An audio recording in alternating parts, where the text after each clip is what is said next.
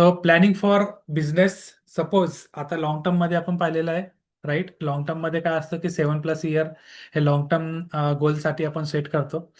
Planning for business जर तुम्हाला as a नोकरी लागल्यानंतर जेव्हा तुम्ही कुठे काम करतात, तर त्याच्यानंतर तुम्ही डिसाईड करू शकता की तुम्हाला बिझनेस करायचा आहे. तर कोणता बिझनेस करायचा आहे, का करायचा आहे, ते पण तुमचं क्लिअर राहणं फार महत्त्वाचं आहे.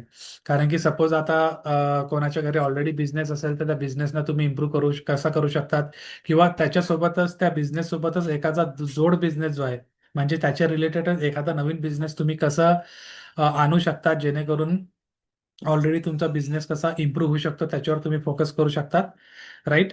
तुम्हाला एखादं ॲप वगैरे बनवायचं असेल, आता ए आयचं युग चालू आहे, तर आपण पाहू शकतो की पर्टिक्युलरली वेगवेगळे लोक जे आहेत ते ए आय व्हिडिओज बनवत आहेत. ए आय व्हिडिओज बनवून युट्यूबला, फेसबुकला अपलोड करतायत. तिथून ते काहीतरी इन्कम करतात, जनरेट करतायत. कोणी कोणाच्या बिझनेससाठी, प्रमोशनसाठी त्याचा ए आयचा यूज करतोय, राईट. तर भरपूर काही अशा गोष्टी करण्यासारख्या आहेत. तिथे कॉम्पिटिशन खूप कमी आहे, कारण की अराउंड जर तुम्ही भारताची जर जनता पाहिली तर अराउंड 140 कोटी पर्यंत आहे. तर त्या गोष्टीमध्ये कुठे कॉम्पिटिशन नाही. तुम्हाला त्या सगळ्या गोष्टीचं अनालिसिस करावं लागणार आहेत की याच्यासाठी मला कॉम्पिटिशन किती आहे, मार्केटमध्ये कोणत्या गोष्टी अवेलेबल आहेत, मी लोकांना कशा प्रकारे एक नवीन संकल्पना देऊ शकतो जेणेकरून माझा बिझनेस तिथे वाढू शकेल, राईट. जो की लॉंग टर्मसाठी चालेल बिझनेस. लॉंग टर्मसाठी आता तुम्ही जर पाहिलं तर कपडे असतात, कपडे प्रत्येकाला लागतात, त्याचं मॅन्युफॅक्चरिंग तुम्ही उघडू शकतात. जसं सँडल आहे, एखादी चांगली सँडल तुम्ही बनवून, कारण की सँडल प्रत्येकाला लागतेच. ज्या उपयोगी असतात, म्हणजे ज्या गोष्टी लागणाऱ्या आहेत, त्या गोष्टींचं प्लॅनिंग तुम्ही करू शकता बिझनेसमध्ये. की जसं फूड स्टॉल आहे, फूड स्टॉल तुम्हाला ओपन करायचं आहे, एखादं हॉटेल तुम्हाला ओपन करायचं असेल, तर त्या गोष्टी आहेत. तो बिझनेस वाईज तो याच्यामध्ये स्टेप दिलेले आहेत की तुम्ही starting a business require planning, not just a money. म्हणजे फक्त पैशाची गरज नसते, त्याच्यासाठी प्लॅनिंगची पण गरज असते जेव्हा तुम्ही बिझनेस स्टार्ट करतात, राईट. त्याच्यामध्ये स्टेप 1 आहे फाइंड द रिअल प्रॉब्लेम. तुम्हाला काय करायचं आहे, प्रॉब्लेम फाइंड आउट करायची लोकांची, की ॲक्च्युली लोकांचा प्रॉब्लेम काय. जो मी बिझनेस ठरवलेलं आहे, जसं मी एखादा बिझनेस एक्झाम्पल घेतलं की मी ठरवतोय की मला पाण्याची बॉटल वगैरे बनवायचा बिझनेस करायचा आहे, राईट. पण तुम्हाला प्रॉब्लेम ठरवायचा आहे त्याच्यासाठी की रिअल प्रॉब्लेम कुठे आहे, राईट. जास्त लोक पाणी कुठे कुठे यूज करतात, कुठे बाय करतात. जसं हॉटेल्स वगैरे असतील किंवा उन्हाळा वगैरे असेल, लोक ट्रॅव्हलिंगमध्ये येतात. बस स्टँड असेल, राईट, रेल्वे स्टेशन असतील, राईट, जिथे लोक फिरायला येतात तिथे तिथे लोक जास्त पाणी विकत घेतात, राईट. तुमचा बिझनेस कुठे चालणार आहे, अशा ठिकाणीच चालू शकणार आहे, राईट. तिथे तुम्ही सप्लाय केला तर तुमचा बिझनेस तिथे चालेल पाणी बॉटलचा. किंवा अशा ठिकाणी तुम्ही आर ओ प्लांट उभं करू शकतात की तिथे पाण्याची कमतरता आहे, राईट. तिथे तुम्ही आर ओ प्लांट यूज करू शकता, जिथे लोक जास्त आर ओ यूज करत नाही, राईट. त्याच्यानंतर क्रिएट अ सोल्युशन. त्याच्यावरती सोल्युशन काय आहे तुमचा, एस्टिमेट स्टार्टअप कॉस्ट, म्हणजे तो जो प्लॅन्ट आहे किंवा ते बिझनेस स्टार्ट करण्यासाठी मला किती अमाऊंट लागणार आहे, राईट. ते तुम्हाला स्टेप 3 मध्ये डिसाईड करायचं आहे, एस्टिमेट करायचं आहे. स्टेप 4 आहे प्लॅन इन्कम अँड एक्सपेन्सेस. म्हणजे तुम्हाला काय करायचं आहे, त्याच्यापासून मला किती इन्कम जनरेट होणार आहे आणि किती एक्सपेन्सेस माझे जाणार आहेत ते तुम्हाला कॅल्क्युलेट करायचे आहे. त्याच्यानंतर स्टेप 5 जे स्टार्ट स्मॉल अँड इम्प्रूव्ह. म्हणजे छोट्यापासून सुरुवात करायची, त्याच गोष्टीला आपल्याला थोडं थोडं इम्प्रूव्ह करत जायचं आहे, राईट. तर या 5 स्टेप तुम्हाला फॉलो करायच्या. बिझनेस सक्सेस फॉर्म्युला काय, प्रॉब्लेम, पहिले प्रॉब्लेमला फाइंड आउट करायचं आहे, त्याच्यावर आपल्याला सोल्युशन फाइंड आउट करायचं आहे. त्याच्यानंतर आपल्याला कस्टमर शोधायचे, किती कस्टमर आपल्याला त्याच्यासोबत भेटू शकतात. त्याच्यानंतर इन्कम कॅल्क्युलेट करायचं आणि त्याच्यानंतर आपल्याला हळूहळू त्याच्यात ग्रोथ करायची, राईट. येस, समजलं सगळ्यांना प्लॅनिंग फॉर बिझनेस कशा प्रकारे तुम्ही करू शकतात. Okay. Yes, sir. Okay, great. Yes. Yes, insurance basis. Next आहे इन्शुरन्स. आता इन्शुरन्स का इम्पॉर्टंट आहे, कारण की इन्शुरन्स जे आहे ती इन्व्हेस्टमेंट नाही आहे, ते प्रोटेक्शन आहे फॉर युअर फॅमिली. आता जेव्हा तुम्ही जॉबला लागसाल तर तुम्हाला फर्स्ट प्रायोरिटी काय करायचं आहे, तुम्हाला तुमचं फॅमिली प्रोटेक्शन घ्यायचं आहे विथ द इन्शुरन्स, राईट. ही सगळ्यात पहिली स्टेप तुम्हाला घ्यायची आहे, कारण की आपण जेव्हा बिल्डिंग बांधतो तेव्हा आपण काय करतो, बेस क्रिएट करतो. बेस जर स्ट्रॉंग असेल तर ती बिल्डिंग जी आहे ती लॉंग टर्मसाठी टिकेल. जर बेसच स्ट्रॉंग नसेल तर ती लॉंग टर्मसाठी टिकणार आहे का? डेफिनेटली नाही.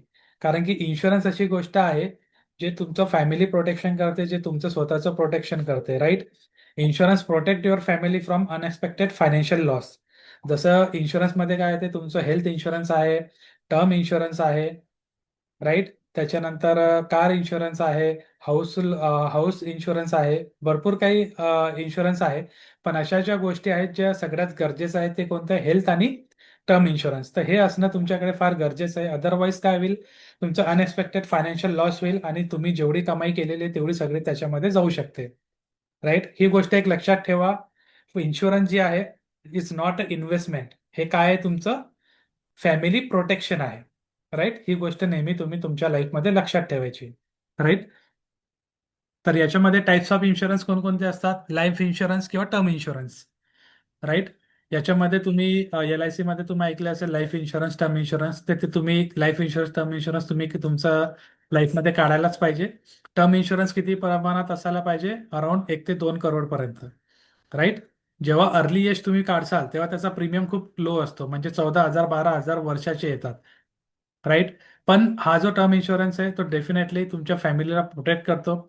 जर समोर जाऊन तुमच्या आयुष्यात काहीतरी असं घडलं जेणेकरून तुमचं फायनान्शियल लॉस होऊ शकतो, तर त्या टायमाला ती जी अमाऊंट आहे तुमच्या फॅमिलीसाठी उपयोगात येऊ शकते, राईट. तर तुम्हाला हे टर्म इन्शुरन्स काढणं, लाईफ इन्शुरन्स काढणं फार गरजेचं आहे.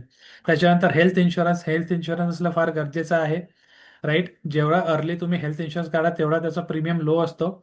एखाद्या वेळेस जर अशी सिच्युएशन आली की हॉस्पिटलाइज करायला लागला किंवा फॅमिली मेंबरमध्ये कोणी हॉस्पिटलाइज झालं, अचानक त्यांना 7 ते 8 लाख रुपयाचा खर्च आला, तर त्या टायमाला तुम्हाला हेल्थ इन्शुरन्सच तुमचे तिथे पैसे वाचू शकते. जर तुमच्याकडे हेल्थ इन्शुरन्स असेल तर डेफिनेटली तुमचे पैसे तिथे वाचतील, राईट. अदरवाईज तुम्हाला काय करावं लागेल, तुमची सेव्हिंग असेल किंवा काही इन्व्हेस्टमेंट असेल ते तुम्हाला तिथे इन्व्हेस्टमेंट तुम्हाला काढावी लागेल, जर हेल्थ इन्शुरन्स नसेल तर, राईट. त्याच्यानंतर ऍक्सिडेंट इन्शुरन्स, हेल्थ इन्शुरन्स आणि ऍक्सिडेंट इन्शुरन्स दोन्ही सेमच आहे, दोन्ही एकामध्येच तुम्ही काढू शकतात. जर एखाद्या वेळेस जर फॅमिली मेंबर कोणाचा ऍक्सिडेंट झाला, डिसॅबिलिटी आली, तर त्या टायमाला जो खर्च लागणार आहे हॉस्पिटलचा तो तो हेल्थ इन्शुरन्स मधून निघू शकतो, राईट. व्हेकल इन्शुरन्स आहे, एखाद्या वेळेस तुम्ही कार बाईक घेतली, राईट. तर एखाद्या वेळेस कोणी कारचा ऍक्सिडेंट झाला किंवा कार जळाली, तर त्या टायमाला तुमचं इन्शुरन्स जे आहे व्हेकल इन्शुरन्स ते तुम्हाला कामी येणार आहे, राईट. होम इन्शुरन्स आहे, protect your home against certain risk such as fire or natural disaster. Suppose एखाद्या वेळेस पूर आला किंवा घराला आग लागली, तर त्या टायमाला तुमचं होम इन्शुरन्स तुमच्या कामी येणार आहे, जेणेकरून तुमची जी सेव्हिंग आणि इन्व्हेस्टमेंट आहे ती ती सुरक्षित राहील, right. So these are the type of insurance. So हे इन्शुरन्स तुम्ही नक्की जेव्हा तुम्ही ॲज अ जॉबला लागाल, जेव्हा फर्स्ट सॅलरी तुमच्या हातात येईल तेव्हा तुम्हाला ही प्लॅनिंग करायची आहे, राईट. सो डेफिनेटली इथे तुमचा भरपूर पैसा वाचू शकतो. सो इथपर्यंत समजलं, राईट. टाईप ऑफ इन्शुरन्स कोणकोणत्या प्रकारचे असतात. तर याच्यावर तुम्हाला थोडी R&D करायची, तुम्हाला ही थोडं गुगलमध्ये सर्च करायचं आहे की टर्म इन्शुरन्स, लाईफ इन्शुरन्समध्ये काय डिफरन्स असतो, हेल्थ इन्शुरन्स काय असतात, कशा प्रकारे तिथे कशा प्रकारे त्या आपण घेऊ शकतो, किती प्रमाणात आपला हेल्थ इन्शुरन्स असायला पाहिजे, राईट. जर तुम्ही मेट्रो सिटीमध्ये असाल तर 10 लाख ते 15 लाखापर्यंत तुमचं हेल्थ इन्शुरन्स असायलाच पाहिजे, right. Based on the locality, म्हणजे तुम्ही कोणत्या सिटीमध्ये राहतात त्या बेस्ड ऑन दॅट तुम्हाला ते हेल्थ इन्शुरन्स काढायचं आहे, राईट. त्याच्यानंतर आहे कॉमन मिस्टेक. आपण काय करतो, कॉमन मिस्टेक कोणकोणते असतात, buying insurance without understanding coverage. म्हणजे कोणीतरी येतो तुमच्याकडे आणि म्हणतो की तुम्ही इन्शुरन्स काढून घ्या, LIC एजंट येतो, तो म्हणते की आमच्याकडे चांगला लाईफ प्लॅन आलेला आहे, 25 वर्षानंतर तुम्हाला एवढे पैसे भेटणार आहे, अशा गोष्टी होणार आहे. पण त्याच्यासाठी तुम्हाला पहिले काय करावं लागेल, नॉलेज घ्यावं लागेल. कारण की पर्टिक्युलरली समोरचा माणूस तुम्हाला काय विकतोय, कशासाठी विकतोय, त्याचा आपल्यासाठी काय फायदा होणार आहे ते तुमचं जाणून घेणं फार गरजेचं आहे. आणि इन्फ्लेशन रेटनुसार खरंच ती अमाऊंट माझ्या कामी येणार आहेत की नाही, का माझं इन्व्हेस्टमेंट जे आहे ते वेस्ट जात आहे किंवा माझे पैसे वेस्ट जात आहे, ते तुम्हाला अंडरस्टँडिंग करणे फार गरजेचं आहे. डिलिंग हेल्थ इन्शुरन्स, म्हणजे तुम्ही हेल्थ इन्शुरन्ससाठी डिले करताय. जर तुम्ही वयाच्या 35 ते 40 वर्षी जर हेल्थ इन्शुरन्स काढत असाल तर डेफिनेटली तिथे काय होईल, तुमची प्रीमियमची अमाऊंट वाढत जाईल, राईट. जेवढं तुमचं वय कमी आहे, जेवढा कमी वयात तुम्ही जर हेल्थ इन्शुरन्स जर काढलं तेवढं तुमचं प्रीमियमची अमाऊंट कमी होते. Same for the term insurance also, being under insure म्हणजे जर तुम्ही इन्शुरन्समध्ये येत नसाल किंवा तुम्ही इन्शुरन्स काढलंच नाही, तर डेफिनेटली तुमचा पैसा जो आहे तो लॉस होऊ शकतो तिथे तुमचा सेव्हिंग आणि इन्व्हेस्टमेंटचा. Depending only on employer provided insurance, म्हणजे तुम्ही ज्या कंपनीसाठी काम करतायत तर त्यांच्याच तुम्ही भरोश्यावर असाल तर डेफिनेटली तिथे तुमचा लॉस होऊ शकतो. कारण की जर कंपनीने जर तुम्हाला काढून दिले, राईट, एखाद्या वेळेस कंपनी जर तुम्हाला कंपनी तुम्हाला फायर केलं तर त्या टायमाला तो इन्शुरन्स तो पण तिथे संपून जातो, त्याचा काही तिथे उपयोग होत नाही. फक्त एम्प्लॉयरच्या प्रोव्हायडेड इन्शुरन्स आपल्याला डिपेंड राहायचं नाहीये. Okay. Yes, these are the common mistake आपल्याला अवॉइड करायचे आहे. येस. सो नेक्स्ट आहे retirement planning at a young age. म्हणजे तुम्ही यंग एजमध्ये रिटायरमेंट प्लॅनिंग कसं करू शकतात, राईट. तुमचं वय जर सपोज 18-20 वर्ष असेल तर तुम्हाला डिसाईड करायचं आहे की मला जॉब कधी लागणार आहे, right. At the time of म्हणजे अर्निंग, जेव्हा तुम्ही अर्निंग स्टार्ट कराल, जेव्हा तुम्ही तुमची फर्स्ट सॅलरी येईल तेव्हाच तुम्हाला रिटायरमेंटची एज पण तुम्हाला कॅल्क्युलेट करायची आहे की ॲट द एज ऑफ 40 किंवा 45 किंवा 50 या या एजपर्यंत मला रिटायरमेंट घ्यायची आहे. Most people think retirement planning start after age of 40. तर हे सगळ्यात चुकीचं आहे. कारण की जेवढ्या लेट तुम्ही रिटायरमेंट प्लॅनिंग कराल तेवढं लेट तुम्ही तुमच्या इन्व्हेस्टमेंट ज्या आहेत किंवा जो ड्युरेशन जाणार आहे 10-15 वर्षाचा त्याच्या मागे तुम्ही त्याच्या खूप मागे जाल. कारण की आपण लास्ट याला पाहिलं होतं बहुतेक की मी तुम्हाला सांगितलं होतं की अर्ली इन्व्हेस्टमेंट आणि लेट इन्व्हेस्टमेंट याच्यामध्ये किती मोठा डिफरन्स असतो, right. The best time to start is when you earn your first income. जसं मी आता तुम्हाला सांगितलं की बेस्ट टाइम काय असतो, जेव्हा तुम्ही पहिल्यापासून तुमचं इन्कम म्हणजे जेव्हा तुम्ही फर्स्ट सॅलरी जेव्हा तुमची कमवता, पहिला पैसा जेव्हा तुम्ही कमवता, तेव्हा तेव्हा तुम्हाला इन्व्हेस्टमेंट तुमचं रिटायरमेंटचं प्लॅनिंग तुम्हाला करायचं आहे. वाय स्टार्ट अर्ली, आपल्याला अर्ली का स्टार्ट करायचं आहे.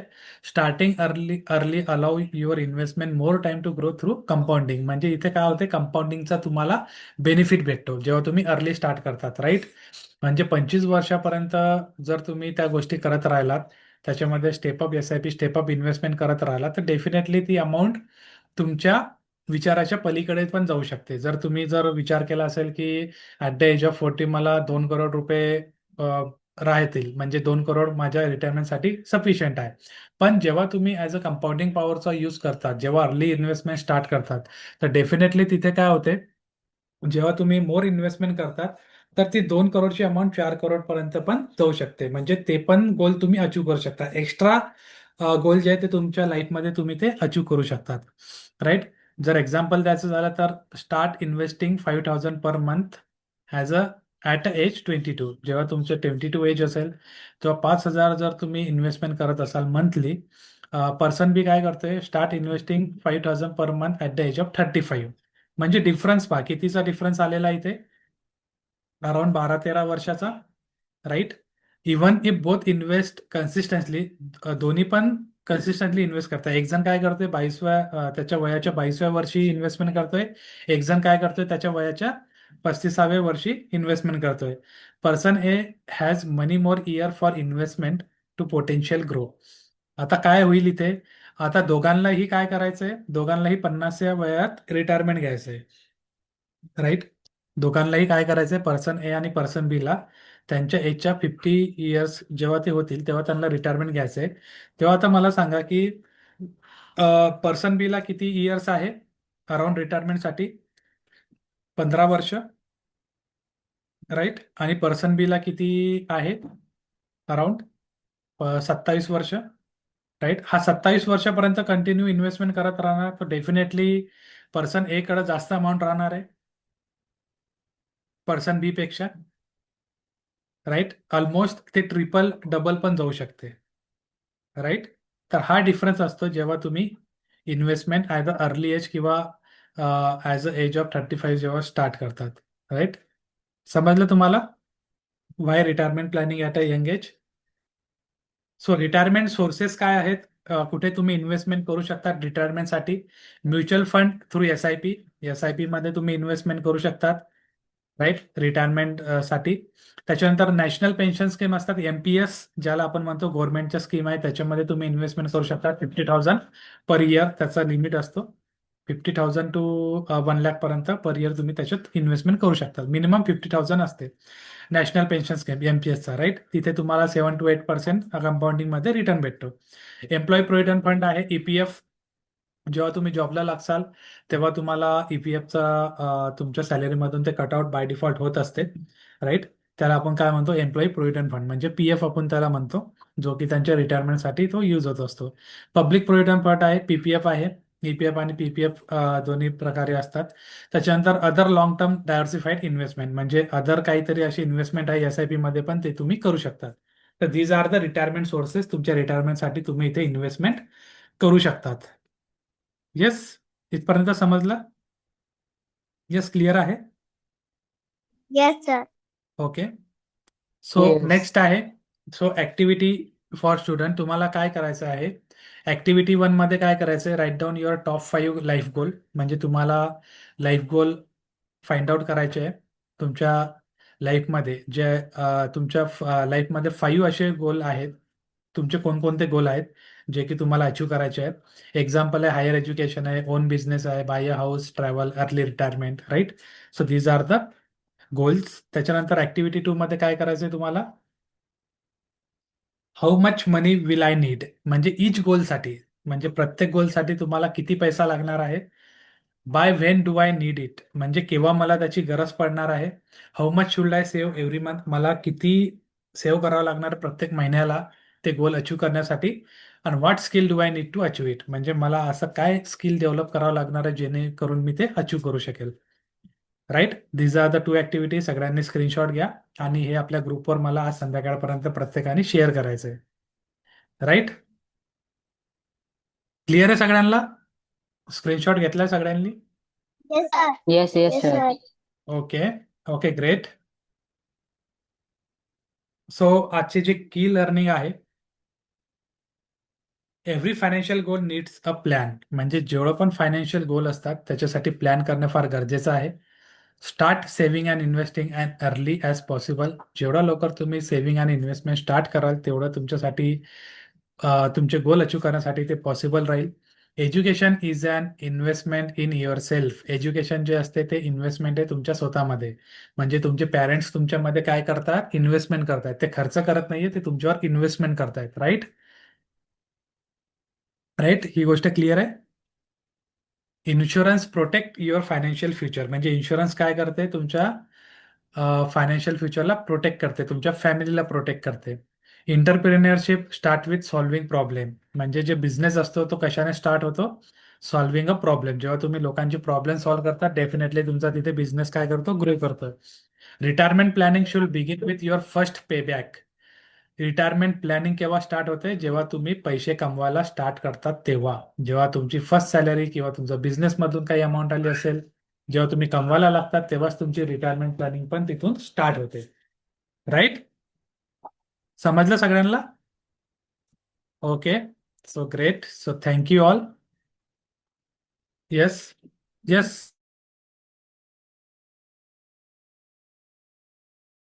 Yes, thank you all. So आजचं सेशन कसा वाटला? So raise please raise your virtual hand.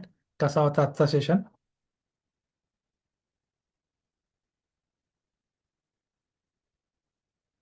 Yes, anybody?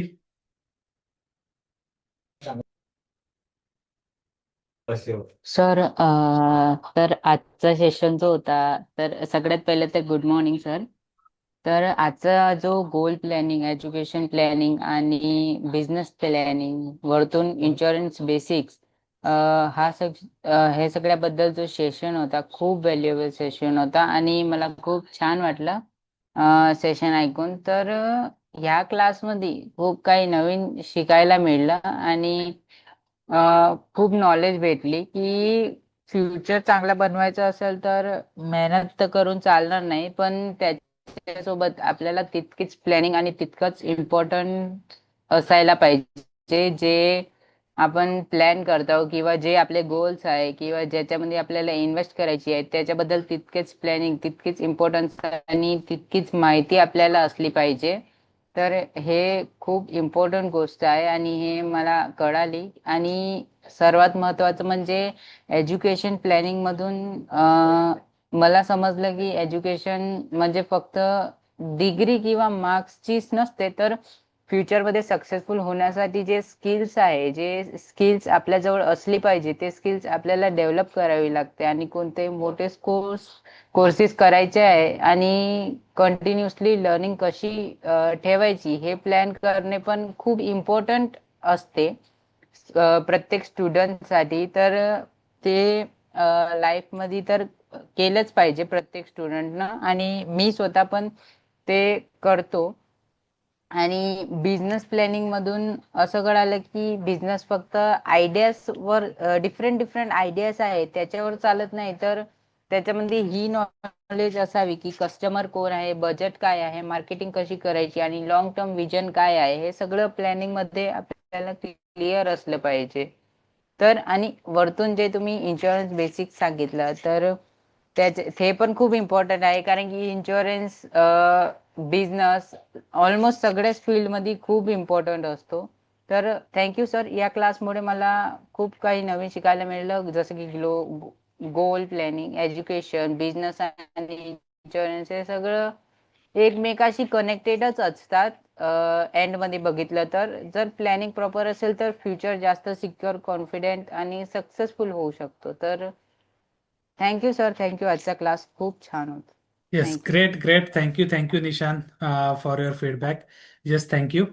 And नक्की फायनान्शियल प्लॅनिंग फार असणे गरजेचं आहे, कारण की या ज्या गोष्टी आहेत ते आम्हाला, जेव्हा मी स्टार्ट केलं होतं अर्निंग तेव्हा मला काहीच माहीत नव्हतं.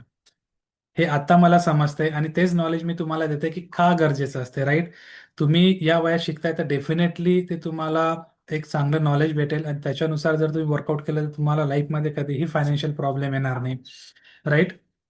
एक चांगल्या येस कमी सर, येस. जॉबमध्ये, एक चांगल्या सॅलरीमध्ये, तुम्हाला सॅलरी कमी असली तरी चालेल, पण त्या कमी सॅलरीमध्ये तुम्ही चांगल्या प्रकारे तुमचं आयुष्य जगू शकतात. फक्त एक डिसिप्लिन पाहिजे. असं नाही की मला 10 लाखच महिना पाहिजे, 5 लाखच असलं तरच मी ते अचीव करू शकतो. That is wrong. कारण की हे कोणासाठी असते? ज्यांचा एक्सपेन्सेस जास्त असतो, ज्याला फायनान्शियल नॉलेज नसते, तेच लोक असा विचार करतात की यार 1 लाखाच्या सॅलरीमध्ये काही होऊ शकत नाही. 1 लाखाच्या सॅलरीमध्ये फॅमिलीचं पोट भरत नाहीये. सगळं पॉसिबल आहे जर as a age of earning, म्हणजे त्यांनी जर ॲज अ एज ऑफ 24-25 जर ती प्लॅनिंग केली असती तर डेफिनेटली त्याला जेवढा त्याच्याकडे पगार आहे त्याच्या पगारातून नक्की त्यांनी बाकीच्या गोष्टी अचीव केलेल्या असतात, राईट? तुम्हाला पण माहिती आहे की किती प्रमाणात आपल्याला इन्व्हेस्टमेंट करायला पाहिजे. आता जर स्टार्ट केला तर नक्की तुम्ही त्यामुळे मी तुम्हाला सांगितलं की लवकरात लवकर म्युच्युअल फंडमध्ये इन्व्हेस्टमेंट स्टार्ट करा. 500 मंथली तरी करा. स्टार्ट करणं फार इम्पॉर्टंट आहे, राईट? मी तुम्हाला इथे ते नॉलेज देतोय, त्या सगळ्या गोष्टी देतोय, ते नक्की तुम्ही ते फॉलो करा. येस नंदिनी, चालू केले इन्व्हेस्टमेंट ऑलरेडी मी सांगितलेलं तुम्हाला. हो सर, चालू झालेली खरं तर, पण अजून करायची म्हणजे सुरू करणार आहे मी लवकरच. ओके, लवकरात दोन लवकर तीन स्टार्ट करा. Don't waste time. कारण की आय थिंक मला वाटते 500 मंथली म्हणजे एवढी मोठी अमाऊंट नाही आहे, राईट? वाटल्यास तुम्ही येस तुमचे सर. वॉन्ट्स कमी करा, पण इन्व्हेस्टमेंट स्टार्ट करा. चाय जर पित असेल तर दूध बंद करा. 500 रुपये महिना दुधाचा होतोय. तसं तर नाही करायला काय नाही पाहिजे. Fix sir. पण जोका पाठ, पण तसं पण करू शकतात जर तुम्हाला वाटत असेल की घरामध्ये नाही म्हणत ते 500 रुपये महिन्याचे द्यायला. ठीक आहे, तो त्यांचा पार्ट झाला, पण तुम्ही 500 रुपये कसं कमवू शकतात महिन्याचे, राईट? तुमच्याकडे स्किल आहे ऑलरेडी, राईट? तुमच्याकडे आहे त्या गोष्टी, तुम्ही त्या अचिवेबल करू शकतात, राईट? नाहीतर घरच्यांना सरळ सांगा मला दूध वगैरे चाय वगैरे नको, ते पैसे मला द्या. त्या गोष्टी पण तुम्ही करू शकतात, राईट? ज्या गोष्टी असं वाटतंय की तुमचे पॅरेंट्स तुमच्यावर जास्त खर्च करतात, त्या गोष्टी अवॉइड करा आणि ते start investing yourself, right? तुम्ही त्या गोष्टीचे ते SIP मध्ये टाकू शकतात, राईट? येस नित्या, काही बोलायचं आहे? कसा वाटला आजचा सेशन? आजच्या सेशन वर चांगला होता. ओके, काय शिकायला भेटलं आज? खूप काही शिकायला मिळणार क्लासमध्ये. ओके, कोणत्या क्लासला जाता? Fifth one. फिफ्थ मध्ये. फ्रेंड्स वगैरे आहेत? येस. काय डिस्कस करता फ्रेंड सोबत? मोठे होऊन का बनायचं हे डिस्कस. ओके, त्यांना सांगितलं मी सेव्हिंग करते, माझी पिगी बँक आहे, मी रोज 5-10 रुपये सेव्हिंग करते. हो, सांगते. ओके, शाळेमध्ये स्पीचेस वगैरे होतात अॅन्युअल फंक्शनच्या टायमाला? नो. ओके. सो मॅडमला तुम्ही सांगू शकतात की मला एक 5 मिनिटं बोलायचं आहे. ॲज अ इनिशिएटिव्ह घेऊन तुम्ही सांगू शकतात की सेव्हिंग का करायला पाहिजे, इन्व्हेस्टमेंट का करायला पाहिजे. राईट, करू शकता? येस. ओके. सो पहिले काय करायचं आहे नित्या, की पहिले घरीच आपण प्रॅक्टिस करायची आहे. आपल्या घरच्यांना बसवायचं आहे, निशांत आहे, राईट, आपले पेरेंट्स आहे. तर मी आज तुम्हाला एक 5 मिनिटं काहीतरी चांगली गोष्ट सांगणार आहे. तर काय करायचं, त्यांना समोर बसवायचं आणि आपली स्पीच चालू करायची 5 मिनिटाची आणि ती रेकॉर्ड करायची. राईट, रेकॉर्ड करून जसं इन्व्हेस्टमेंट असेल किंवा हेल्थ इन्शुरन्स असेल, टर्म इन्शुरन्स असेल, सेव्हिंग असेल, पिगी बँक असेल, नीड वॉन्ट्स रूल्स असतील 50-30-20. तर ते एक 2-2 मिनिटाचे करायचे आणि सांगायचं मी आज एवढी सेव्हिंग केलेली आहे, मी इथे इन्व्हेस्टमेंट करणार आहे, SIP काय असते, राईट. छोटं छोटं नॉलेज शेअर करून आपल्याला काय करायचं आहे ते आपल्या चॅनलवरती अपलोड करायचं आहे. राईट, जमेल? येस. येस. येस, नक्की. येस. हा. Yes yes. So thank you Nitya. Yes Nandini. Yes sir. Yes, कसा वाटला आजचं सेशन? आजचं सेशन खूप नॉलेजेबल होता आणि त्याच्यामध्ये बऱ्यापैकी गोष्टी कळाल्या. लाईक आपण हार्डवर्क पेक्षा स्मार्ट वर्क पण जास्त केलं पाहिजे. कसं आपण इन्शुरन्स थ्रू आपण प्रत्येक गोष्टीमध्ये सिक्युअर होऊ शकतो आणि आपला बिझनेस कसा ग्रो होऊ शकतो काय, किंवा त्याची आयडिया आपण कशी केली पाहिजे, किंवा लोकांचे प्रॉब्लेम सॉल्व्ह करता करता आपली इन्कम ग्रोथ कशी वाढली पाहिजे, किंवा इन्शुरन्स. आणि इन्शुरन्स मधून असं कळालं की इन्शुरन्स एकच ठिकाणी न इन्व्हेस्ट करता खूप सारे त्याचे ब्रांचेस आहेत. हेल्थ इन्शुरन्स असेल किंवा होम होम इन्शुरन्स असेल, अजून असे दोन त्याच्यामध्ये आपण इन्व्हेस्ट केली पाहिजे. आणि सोबतच अं, सोबतच आज अर्ली रिटायरमेंट आपण कशी घेऊ शकतो, ऍट एज ऑफ 40-45 मध्येच आपण अर्ली रिटायरमेंट कसं होऊ शकतो त्याबद्दल पण खूप नॉलेज मिळालं. आणि सगळ्या गोष्टी क्लिअर झाल्या आणि क्लास मला खूप एन्जॉय पण केला आणि आवडला सुद्धा. Thank you sir. Thank you Nandini for your feedback. नक्की तुम्हाला एकच गोष्ट मी सांगेल की माझ्या मित्राला चांगलं पॅकेज भेटलं किंवा त्याला चांगली सॅलरी आहे म्हणून तो त्याचं आयुष्य चांगलं जगू शकतोय, तर अशी गोष्ट नाही आहे. जर फायनान्शियल नॉलेज नसेल ना, तर डेफिनेटली तो पुन्हा त्याचं फायनान्शियल फ्युचरमध्ये फायनान्शियल ज्या गोष्टी त्याचं फायनान्शियल फ्युचर खराब होऊ शकते. तुम्हाला हे नॉलेज भेटतंय, जर तुम्हाला कमी पेमेंट भेटलं तरी काही प्रॉब्लेम नाही, पण तुम्ही त्या पैशाचं कसं मॅनेजमेंट करताय ते तुमचं पुढचं भविष्य ठरवेल. राईट, मोर इन्व्हेस्टमेंटवर लक्ष ठेवा. ॲसेट जनरेशन तुम्ही कशा प्रकारे करू शकता, डायव्हर्सिफिकेशन ऑफ फंड कसं करायचं आहे. सध्या तर तुम्ही तुमच्या स्टडीवरती फोकस करा. तुमचा जो प्रायमरी गोल आहे म्हणजे ॲज अ चांगलं एज्युकेशन घेऊन तुम्ही जेव्हा इथून बाहेर पडाल किंवा तुम्ही एज्युकेशन कम्प्लीट केल्यानंतर जेव्हा तुम्ही दुनियादारीमध्ये याल, तर तेव्हा तुम्हाला नक्की तिथे भरपूर काही गोष्टी शिकायला भेटतील.